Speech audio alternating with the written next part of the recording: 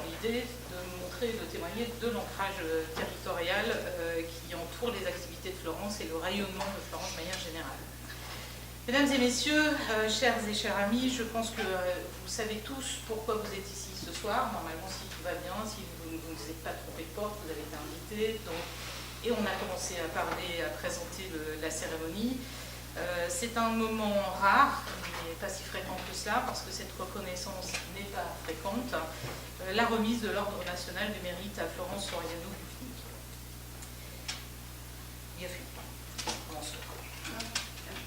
Permets-moi, Florence, de prendre tout d'abord quelques instants pour te remercier de l'honneur que tu m'as fait.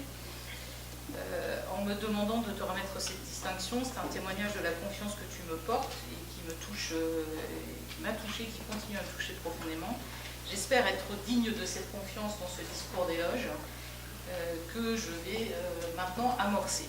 À ce moment précis, exact, tu dois te demander ce que je vais bien pouvoir dire dans les minutes qui vont suivre. Et pour avoir connu cette aventure il n'y a pas si longtemps que cela, je reviendrai sur mon parcours pour vous expliquer pourquoi je ne connais pas toutes les personnes que je vais évoquer. Mais on en discutera en aparté. Je sais que je suis un vieux, vous êtes une jeune. Pas tant que ça, mais voilà. Pour y être donc passé il n'y a pas si longtemps que cela, je me souviens très bien de ce moment où on se dit mais qu'est-ce que mes amis et collègues ont bien pu raconter sur moi? Je te l'ai dit tout à l'heure, je te le répète, tout va bien se passer, ne t'inquiète pas. Mesdames et messieurs, dans un premier temps, avant d'entrer dans le vif du sujet, je me dois de rappeler le sens de la distinction qui va être remise dans quelques instants à Florence Soriano-Dufny. L'Ordre national du mérite est une distinction instituée en 1963 par le général de Gaulle. Elle vient récompenser les femmes et les hommes qui, par leur engagement, leurs compétences et leur sens du devoir, ont contribué de manière exemplaire au service de la nation. Cet ordre ne distingue pas seulement une carrière ou des réussites individuelles, et ça, je pense, Florence, que ça va te parler. Il honore surtout un engagement, une fidélité aux valeurs de solidarité, de travail et de responsabilité. Recevoir cette distinction, c'est voir reconnu non seulement ce que l'on a accompli, mais aussi la manière dont on a su inspirer, rassembler et servir les autres. Elle vient saluer un parcours qui éclaire, par exemple, ce que peut être une vie au service du bien commun. Car à travers cette décoration, ce sont aussi les valeurs républicaines qui sont mises à l'honneur. Le sens du devoir, le respect de l'intérêt général, le courage d'agir avec droiture, mais aussi la générosité et la capacité à transmettre. L'Ordre national du mérite rappelle que la grandeur d'une société se mesure à la qualité de l'engagement de celles et ceux qui la font vivre. Le parcours de Florence est celui d'une universitaire remarquable qui a su conjuguer exigence scientifique, engagement pédagogique et responsabilité institutionnelle de premier plan.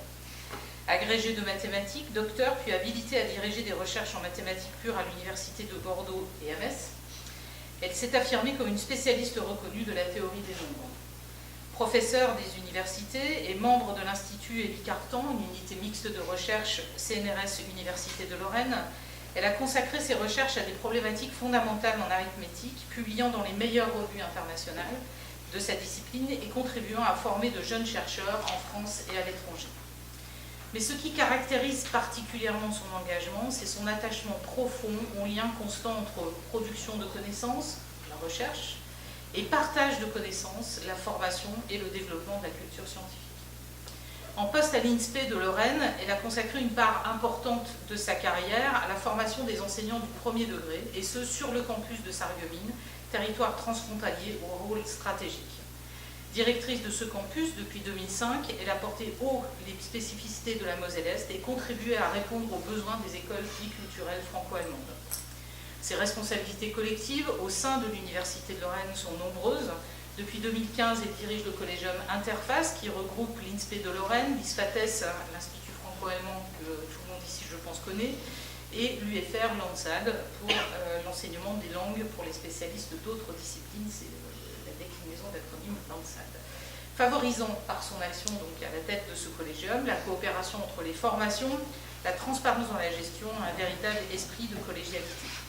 Nous nous sommes d'ailleurs rencontrés en 2015 au sein du directoire de l'Université de Lorraine à une période où nous étions en pleine construction encore de cette nouvelle université, une période où nous étions toutes les deux directrices de collégium, une période où tes qualités d'écoute et de dialogue ont joué un rôle très important, sans doute plus que tu ne l'imaginais. Ton parcours témoigne d'une capacité rare à conjuguer excellence académique, sens des responsabilités collectives et engagement profond en faveur du territoire et de ses habitants. Et par-dessus tout, je crois, au bénéfice de tes étudiantes et de tes étudiants.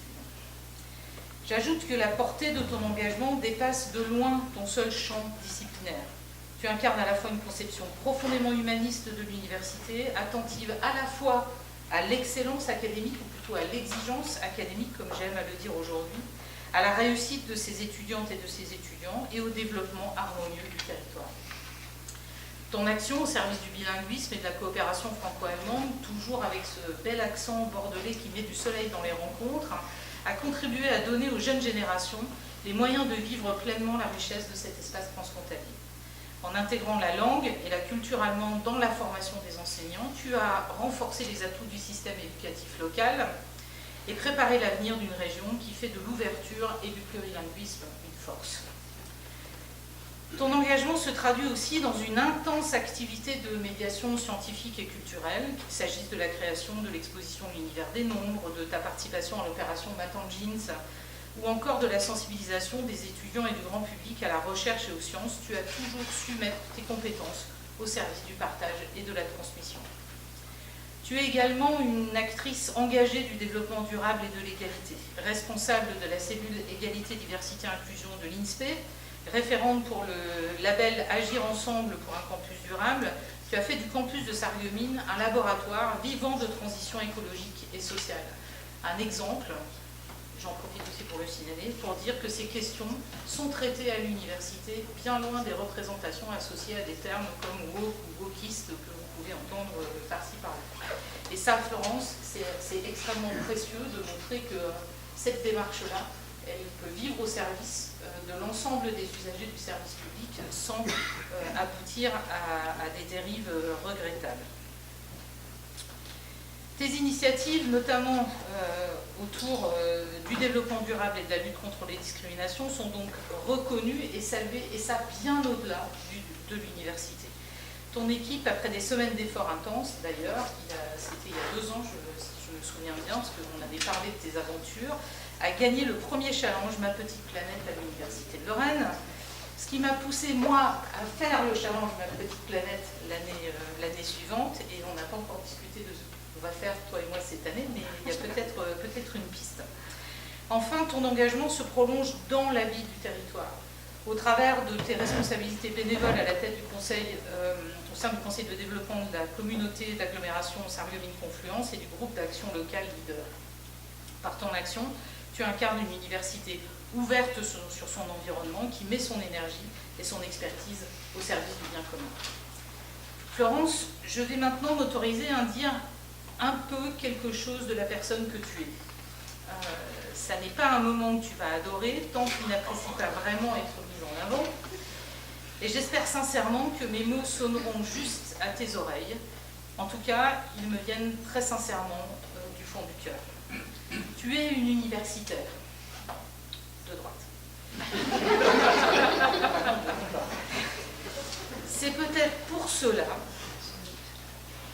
j'enlève de droite parce que ça fait tomber tout le reste du paragraphe. Donc, je recommence. Tu es une universitaire. C'est peut-être pour cela, ou grâce à cela, allez savoir, que tu es d'une rare exigence, que tu es perfectionniste et qu'il n'est jamais question pour toi de faire les choses à moitié. À bien y réfléchir, puisque ta maman m'a expliqué que tu étais déjà comme cela à l'école toute petite, ce sont des qualités qui t'ont sans doute beaucoup aidé dans ta carrière d'universitaire, qui est obligatoirement une carrière reposant sur l'exigence que l'on a d'abord vis-à-vis de soi-même. Tu agis avec détermination, ça a été évoqué à quelques reprises, sans jamais renoncer aux objectifs dont tu penses qu'ils sont importants. Et ça peut se prolonger sur des années. Une détermination sans faille, mais jamais dans la démonstration, dans le m'as-tu vu, dans le hop là, feu d'artifice. Tu parles, tu expliques, tu convaincs, tu embarques. Personne ne résiste à Florence et je pense que tous ici dans cette salle, vous en êtes absolument convaincus. Et en même temps, personne ne cherche vraiment à te résister, tant le mouvement est naturel, comme une espèce de force tranquille qui n'a pas besoin de s'affirmer plus haut que les autres pour changer le monde, pour nous changer. Je me souviens, il y a quelques années, de l'énergie que tu as mise dans la reconnaissance du campus de l'INSPE à Sarreguemines au travers de l'obtention du label national Agir ensemble pour un campus durable en ville durable. Ton exigence l'a emporté plusieurs années durant, avec un effort constant, presque démesuré, étant donné cette reconnaissance, jusqu'à ce que les logiques de grandes marques des campus des grandes métropoles recouvrent tout. Or, ton amour du territoire et la fierté que tu y places ne pouvaient te permettre de tolérer qu'il n'y soit pas présent à l'égard des autres. Après tout, les résultats de ton exigence étaient bien là. Je vois dans ce souvenir que je sais encore un peu douloureux pour toi. Je me suis quand même permis d'évoquer parce que c'est un autre trait de ta personnalité. Tu ne supportes pas l'injustice. Tu es porté par des qualités qui incarnent les valeurs auxquelles tu tiens, notamment la droiture et le courage. Tu ne juges pas les personnes selon leur apparence, mais bien pour ce qu'elles sont, et uniquement pour ce qu'elles sont. Je pense que c'est pour ça qu'on a pu se rencontrer et développer une relation de confiance qui est très profonde et durable. Peu importe les étiquettes, tu cherches chez l'autre une voie d'engagement pour aller construire ensemble un monde dont tu voudrais bien qu'il soit, et cela a été dit aussi, plus juste, plus tolérant, plus respectueux, tout simplement plus humain. C'est pour cela que tu t'es engagé en politique auprès de Xavier Bertrand, président de la région Hauts-de-France, qui regrette beaucoup de ne pas pouvoir être avec nous ce soir. Pas pour t'enfermer dans une case ou te refermer sur toi-même, mais bien au contraire pour t'ouvrir sur d'autres horizons, porter d'autres projets. Tu te donneras sans compter pour alimenter la réflexion sur l'éducation au sein de la fabrique desquelles tu t'engages. Et c'est pour cela qu'il te manque un tout petit bout de ta ceinture noire de judo. J'avoue que j'en tremble depuis que j'ai appris cette information. Je ferai très attention dans les conseils de l'université à l'avenir. Parce que pour avoir complètement la ceinture noire, si j'ai bien compris, il aurait fallu que tu quittes le club de ton village et que par fidélité, une nouvelle fois, tu préfères renoncer à cette ceinture noire complète plutôt que de devoir quitter ce à quoi tu es attaché et ce à quoi tu contribues. Ceinture noire de judo.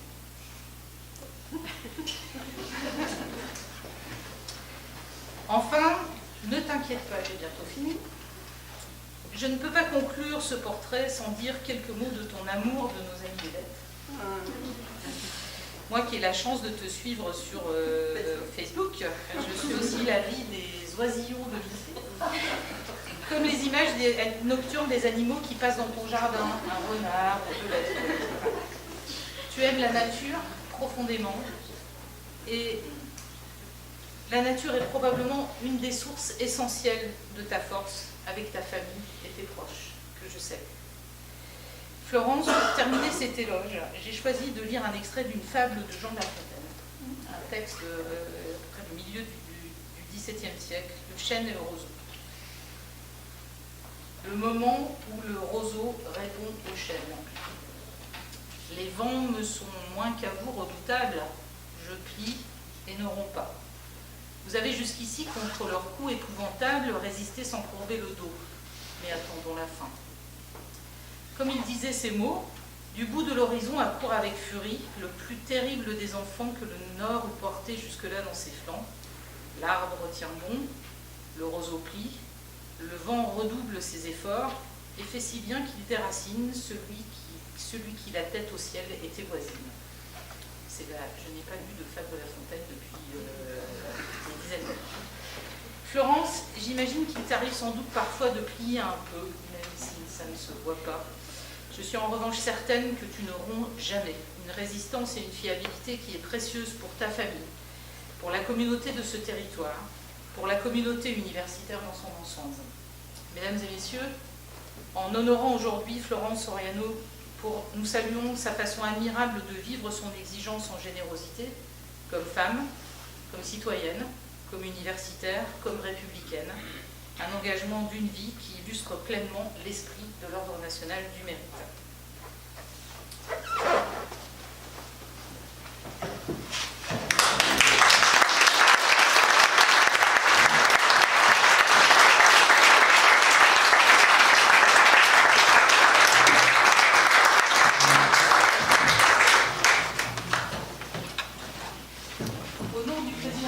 République, en vertu des pouvoirs qui nous sont conférés, nous avons l'honneur de vous faire chevalier dans l'Ordre national du mérite et de vous en remettre les insignes.